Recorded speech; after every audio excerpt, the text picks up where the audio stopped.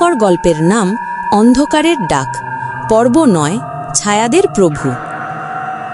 কালো দরজাটা সোহেলের বুকের ভেতর খুলে যাওয়ার সাথে সাথে চারপাশে এক অদ্ভুত কাঁপুনি ছড়িয়ে পড়ল।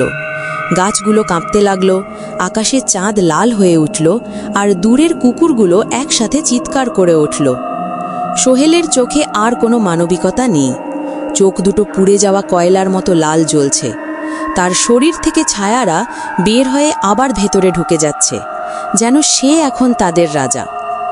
একটা কণ্ঠ আকাশ কাঁপিয়ে উঠল, আমরা পেয়েছি আমাদের প্রভুকে, এখন এই পৃথিবী আমাদের। গ্রামের মানুষরা দূর থেকে সোহেলকে দেখছে, তারা বুঝতে পারছে কিছু একটা অস্বাভাবিক, কিন্তু ভয় আর অজানা আতঙ্ক তাদের পা আটকে রেখেছে।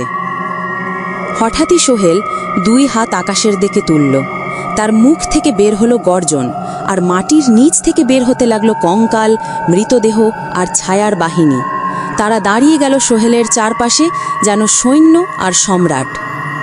সোহেল ধীরে ধীরে বলল, আমি আর মানুষ নই, আমি ছায়াদের প্রভু।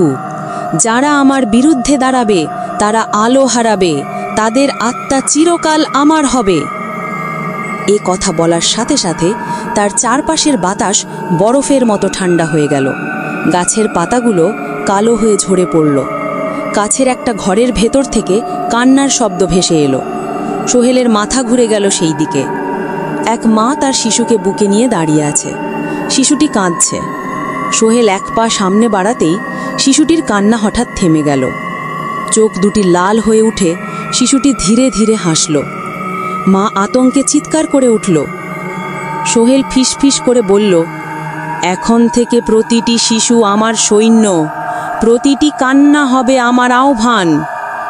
গ্রাম অন্ধকারে ঢেকে গেল, ছায়ারা প্রতিটি ঘরে ঢুকে পড়ল। মানুষ চিৎকার করছে, দৌড়াচ্ছে, কিন্তু কোথাও নিরাপদ নয়। দূরে ভেসে উঠল ঘণ্টার ভাঙা অংশ, ওটার ভেতরে এখনো হালকা আলো জ্বলছে। কেউ যদি সেটা জোড়া লাগাতে পারে তবে হয়তো সোহেলকে থামানো সম্ভব, কিন্তু প্রশ্ন হলো, আলো এখনো কাকে বেছে নেবে? সোহেল আকাশের দিকে তাকিয়ে ভয়ঙ্কর হাসি দিল। এখন শুরু হবে ছায়ার রাজত্ব। তার হাসি গর্জন হয়ে ছড়িয়ে পড়ল সারা আকাশে। পরবর্তী পর্বে জানুন অন্ধকারের ডাক, শেষ পর্ব 10, শেষ আলোর বাহক।